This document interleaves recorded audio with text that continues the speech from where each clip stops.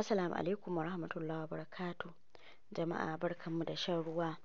Ina gaida ku, ina muku fatan alkhairi. Insha Allah ku ne Ummu Tarik zan gabatar muku da stick samosa. Kamar yadda kuke gani ga ta mun yi kala uku. Za ki ɗauki wadda ta yi maki ki. Abubuwan da muke bukata ga sunan a jere kuma a rubuce kamar yadda kuke gani dalla dalla. Almuhim da ki tanaji fulawan ki da kuma cornflower kamar yadda kuke gani ga fulawa nan mun tankaɗe ta mun zuba cornflower gashi na a rubuce adadin da muka zuba, ga sugar ga gishiri ga kuma thyme mun zuba. Za ki iya sa kunu in kina da shi ko habbatus sauda duk wanda kika sa yana yi.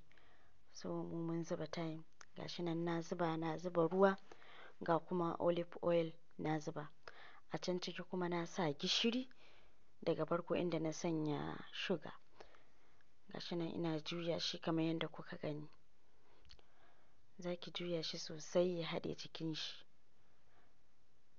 Sannan ki rufe shi kamar na rabin awa. Nan kuma dankali ne wanda aka dafa aka yi mashin ɗin shi. Ga chili da albasa, ga dafaffen kifi wanda aka gyara, ga kayan ƙamshi, ga parsley, ga mai. Na sa magi da gishiri. Nan kuma cornflower ce muka zuba cokali biyu. Kamar yadda kuka gani gashi nan za ki juya shi ya haɗe jikin shi kun ga yadda yayi. Masha Allah. To ga dough ɗinmu nan kun gani. Mun ɗauki kashi guda. Kamar yadda kuka gani gashi mun raba shi biyu.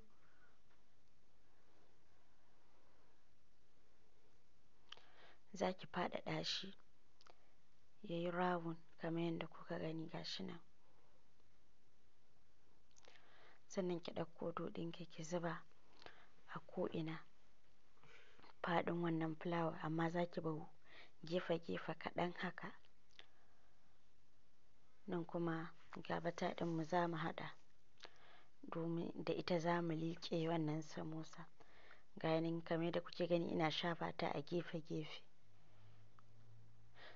Sannan ki ɗauko wata fulawa wadda kika faɗaɗa sai ki rufe. Sannan ki manne. Sannan kuma ki yayyanka kamar yadda kika gani. Ina yanka.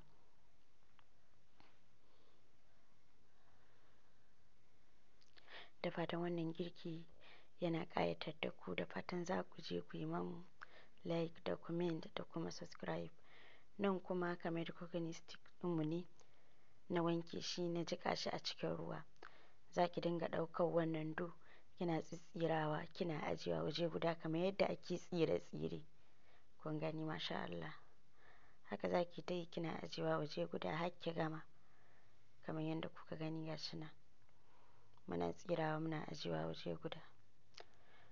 Gashi nan za ki sa mai in yi zafi sannan ki ɗauko wannan stick samosa ki dinga sawa. Ga kuma method ɗinmu na biyu. Kamar yadda kuka gani shi kuma wannan bayan mun faɗaɗa fulawar mun shafe ta da fulawa wadda aka kwaɓa. Nan kuma ga wata wadda muka faɗaɗa ita kuma mun sa mata filling. Sannan kuma mun kawo waccan wadda muka shafa mun bata mun rufe da ita. Za ki ɗan yayyanke gefe-gefen sannan ki ɗan ƙara faɗaɗa shi kamar yadda kuka gani. Gashi shi ma muna yanka shi kamar yadda kuka gani. Amma in kuka lura shi wannan yankan nashi ya fi girma. Ga yana. Shi ma haka za mu tsitsira shi kamar yadda kuka sani. Kamar yadda muka yi wancan. Sai dai shi daga ƙarshe za a haɗe leɓatun kamar yadda kuka gani gashi nan. To zai baki shape kamar ganye. Kun gani masha Allah gashi nan muna yi. Kina yi kina ajiyewa waje guda, kina yi kina ajiyewa waje guda. Gashi nan. Sannan kuma za mu tsotsoma shi a cikin fulawar mu da muka kwaɓa. Ga mai nan yayi zafi muna sassaka shi ciki muna soyawa. In yayi za ki juya za ki ga masha Allah yana tashi. ga nan muna ɗauke shi daga cikin mai.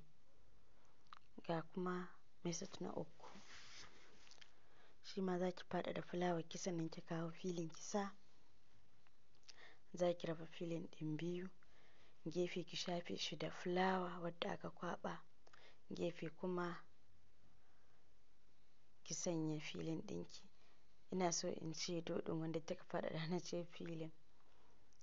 To bayan kin gama kin rufe shi sai ki yayyanka kamar yadda kuke gani gashi mun yayyanka. Sannan ki ɗauko stick ɗinki ki tsitsira. Kun ga yadda shi kuma shape ɗin shi ya bada masha Allah. Shi ma haka za ki sassanya shi a cikin ruwan fulawan kamar yadda muka sa wancan. Sannan ki sa shi a mai ki soya. Ga yanan in yayi ki juya. Masha Allah, masha Allah. Da fatan wannan girki ya ƙayatar da ku. Na gode. Allah ya amintar da hannayenmu. Ma'asalama. Sha ruwa lafiya.